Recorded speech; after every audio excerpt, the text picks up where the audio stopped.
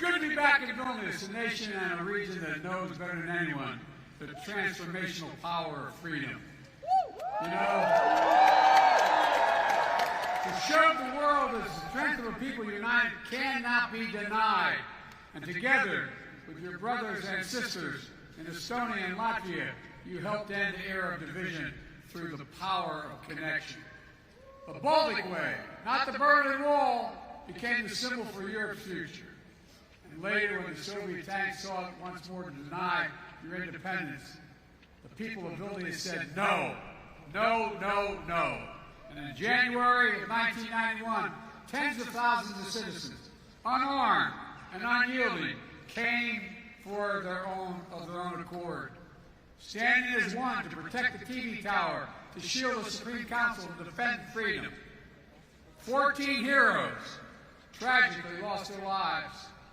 Hundreds were wounded. But the whole world saw that decades of oppression had done nothing to dim the flame of liberty in this country. I mean it. It's consequential. The light of Lithuania, you kept it strong, you kept it bright, and you kept the light shining.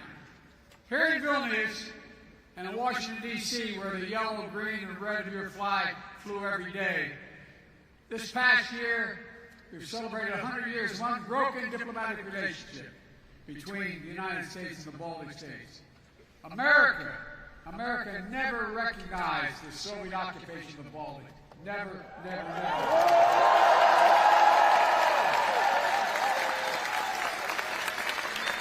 And besides, you got a great president.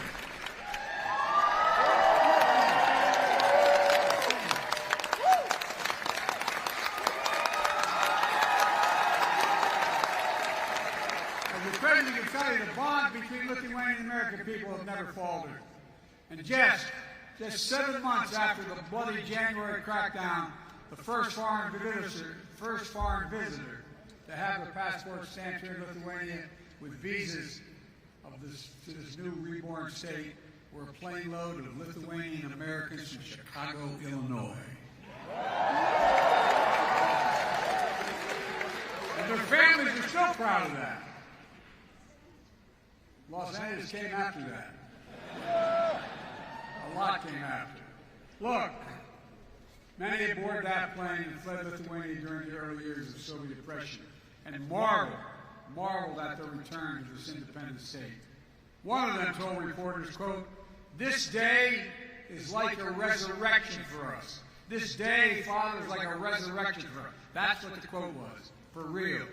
That's the feeling. And it was. A resurrection that quickly became a revelation. And a nation which stands today as a stronghold of liberty and opportunity. A proud member of the European Union and of NATO.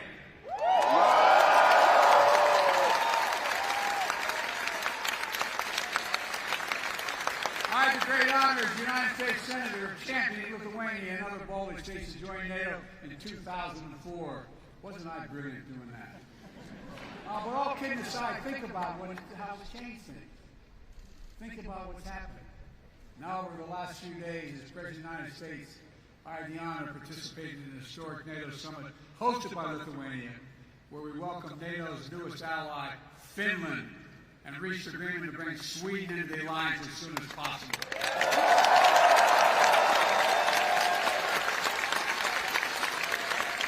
President Erdogan kept his word.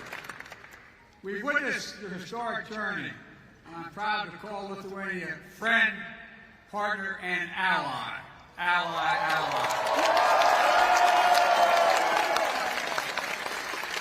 Soon NATO will be the 32nd freestanding, have 32 freestanding members standing together to defend our people and our territory. Beyond all the rest, bound by democratic values to make us strong, and by our sacred oath that an attack against it is a sacred oath. Attack against one is an attack against all. Because each member of NATO knows that the strength of our people and the power of our unity cannot be denied.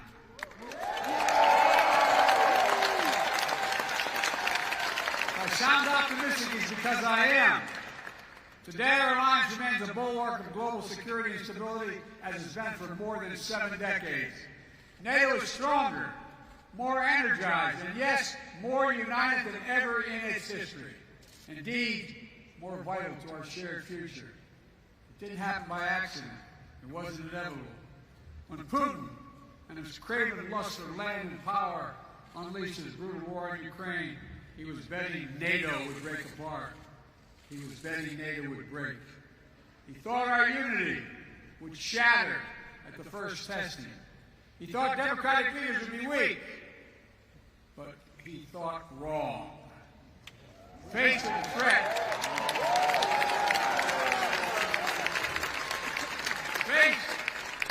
threat, the peace and stability of the world, to the democratic values we hold dear, to freedom itself, we did what we always do. The United States stepped up, NATO stepped up, our partners in Europe and in the Indo-Pacific stepped up. All across the world they stepped up. And we're ready. We were ready because we stood together. In the months leading up to the war, as Putin amassed his forces on the Ukrainian border and laid the groundwork for his brutal invasion, I was in constant contact with my fellow leaders in the G7 and the European Union and NATO. Constantly. We warned the world what Putin was planning. Even some of the Ukrainians didn't believe it was what we had our intelligence community found. We made sure NATO was prepared to deter any aggression against any member state. We pursued intense diplomacy with Russia, seeking to avert this terrible war. And when Russian bombs began to fall, we did not hesitate to act. We rallied the world to support the brave people of Ukraine as they defend their liberty and their sovereignty with incredible dignity. I mean that from the bottom of my heart. Think about it. Think about what they're doing. After nearly a year and a half of Russia's forces committing terrible atrocities, including crimes against humanity, the people of Ukraine remain unbroken. Unbroken. Ukraine remains independent. It remains free. And the United States has built a coalition of more than 50 nations to make sure Ukraine defends itself both now and is able to do it in the future as well.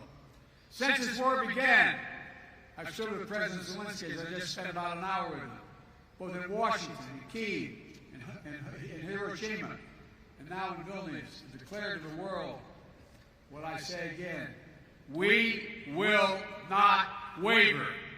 We will not waver. I mean that. Our commitment to Ukraine will not weaken. We will stand for liberty and freedom today, tomorrow, and for as long as it takes.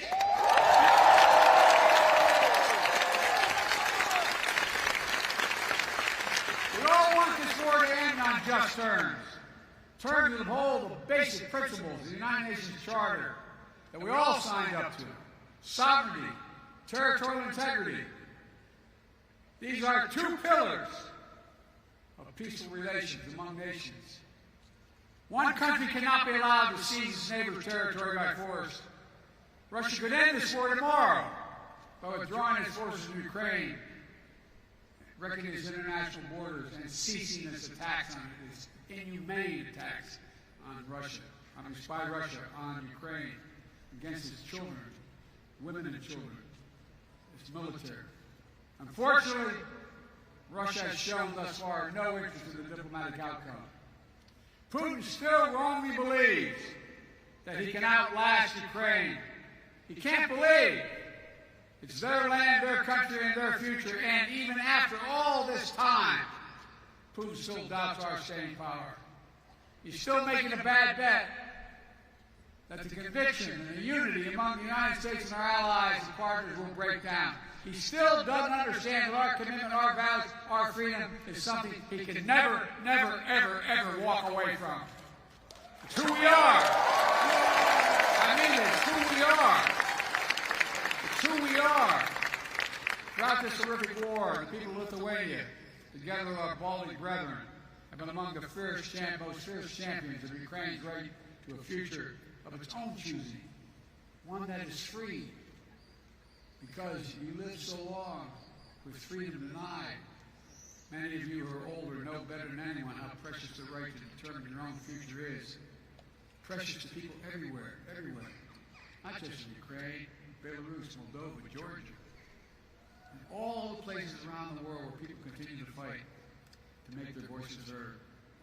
So my message to all of you united is keep it up, keep it going, keep reminding the world of hope that Lithuania embodies, and that's what you embody, hope in this country. I'm not joking. I mean this sincerely. We must never forget how much this matters, and never, never give up on a better tomorrow. The defense of freedom is not the work of a day or a year. It's the calling of our lifetime, of all time. We are steeled for the struggle ahead. Our unity will not falter, I promise you.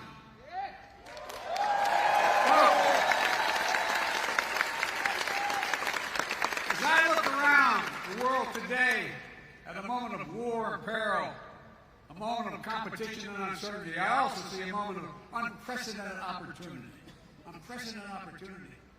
Opportunity to make real strides toward a world of greater peace and greater prosperity, liberty and dignity, equal justice under the law, human rights and fundamental freedoms, which are the blessing and birthright of all of humanity. That is the world the United States is working toward. And it's one we'll only reach if we do it together. And I mean together. We need to take the same spirit of unity, common purpose, determination that we've demonstrated in our response to Russian aggression in Ukraine and bring more partners along as we continue working to build the world we want to live in and the world we want for our children.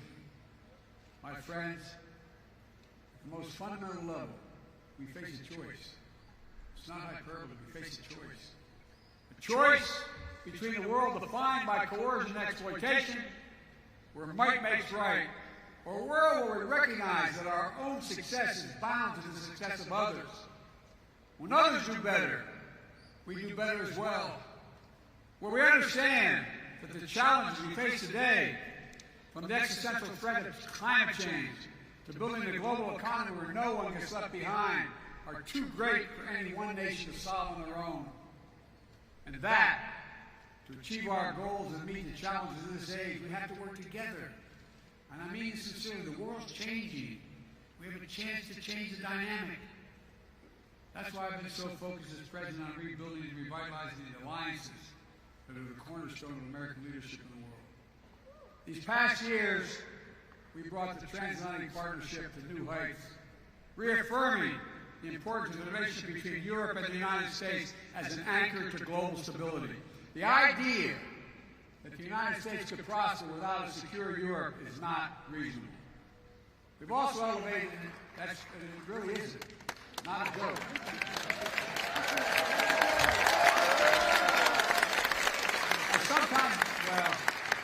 We also elevated the deep American alliance in the Indo-Pacific with Japan, the Republic of Korea, Australia, and the Philippines, which provide critical security and deterrence in that vital region of the world. Through our Quad partnership, it's a fancy way of saying our partnership with Australia, India, Japan, and the United States, we're bringing major democracies of the region together to cooperate, keeping the Indo-Pacific free and open, prosperous, and secure. We've demonstrated during this NATO summit, with Indo-Pacific partners joining us for the second year in a row. We're working to deepen connections between the Atlantic and Pacific democracies so we can better work together toward the shared values we all seek.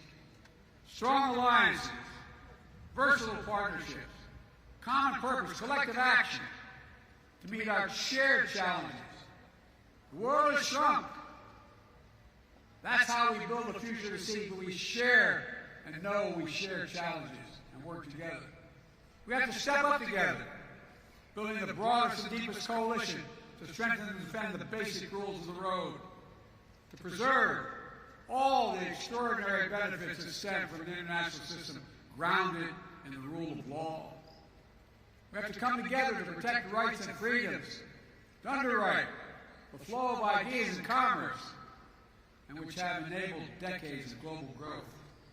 Yes, territorial integrity and sovereignty, but also principles like freedom of navigation and overflight, keeping our shared seas and skies open so that every nation has equal access to our global common space. And as we continue to explore this age of new possibilities, an age enabled by rapid advances in innovation, we have to stand together to ensure that the common spaces of our future reflect our highest aspirations for ourselves and for others. As my dad would say, that everybody has to treat with some dignity. So that artificial intelligence, engineering, biology, and other engineering emerging technologies are not made into weapons of oppression, but rather used as tools of opportunity. Working with our allies and partners to build a supply chains that are more resilient, more secure, so we never again face a situation like we had during the pandemic, where we couldn't get critical goods we needed for our daily lives. You know, we all must summon the common will to actually address the existential threat of accelerating climate change. It's real. It's serious. We don't have a lot of time. It is the single greatest threat to humanity. It's only by working together that will prevent the worst consequences of climate change from ravaging our future and that of our children and grandchildren. We also have to recognize our shared responsibility to help unlock the enormous potential that exists in low and middle income countries around the world. Not out of charity, but because it's in our own self-interest. We all benefit when more partners stand together working towards shared goals. We all benefit when people are healthier and more prosperous. And that's not like getting hyperbole, it's true. We all benefit when more entrepreneurs and innovators are able to pursue their dreams for a better tomorrow. You know, so we need to update our tool set, better address the needs of the day in this interconnected world. A world where climate disasters, pandemics, conflicts, spill over borders, make it harder to address the challenges of poverty and instability that hold so many people back. That's why the United States is leading an effort to transform the multilateral development banks, like the World Bank, help them better address their global challenges while enhancing their core mission of reducing poverty and boost shared prosperity. We're all working together with our partners in the G7 to address the enormous needs for high-standard infrastructure around the world, especially in low- and middle-income countries in Africa, Latin America, and Southeast Asia. It's a statement about the world we want to build together. Ladies and gentlemen, we stand at an inflection point in history, where the choices we make now are going to shape the direction of our world for decades to come. The world has changed. Will we turn back, naked, unchecked aggression today to deter other world would-be aggressors tomorrow? Will we staunch the climate crisis before it's too late? Will we harness the new technologies to advance freedom, or will we diminish it? Will we advance opportunity in more places that allow instability and inequality to persist? How we answer these essential questions is literally going to determine the kind of future our children and grandchildren have. And again, that's not an exaggeration. It's a fact. It's going to take all of us. All of us. I believe that with ambition and confidence in ourselves and one another, with nations working together for the common cause, we can answer these questions. We can ensure that the vision we share and the freedom we cherish are not just empty words in a troubled time, but a roadmap. I mean this literally, a roadmap, a plan of urgent action for the future we can reach if we work together. Folks, the road that lies before us is hard. It will challenge us, some of the best of ourselves, to hold faith in one another, and never give up, never lose hope, never. Every day we have to make the choice. Every day we must summon the strength to stand for what is right, to stand for what is true, to stand for freedom, to stand together. That, my friends, is a lesson we learn from history and the history of Lithuania's story. You know, it's a lesson we see demonstrated each day, and it will determine whether we Ukraine looks like. And it's now, it's how we're going to work. How we rewrite the future of peace and hope, justice and light, liberty, possibility for everyone. Everyone, everywhere. Folks, some have heard me say to my country many times, never ever in my entire career been more optimistic about the prospects of the future. Never. Never. Let me just say thank you for taking the time to be here to listen. God bless you all. May God protect the freedoms of the protectors of freedom from Ukraine, here, in every nation of the world, everywhere. God protect our troops. Thank you. Thank you.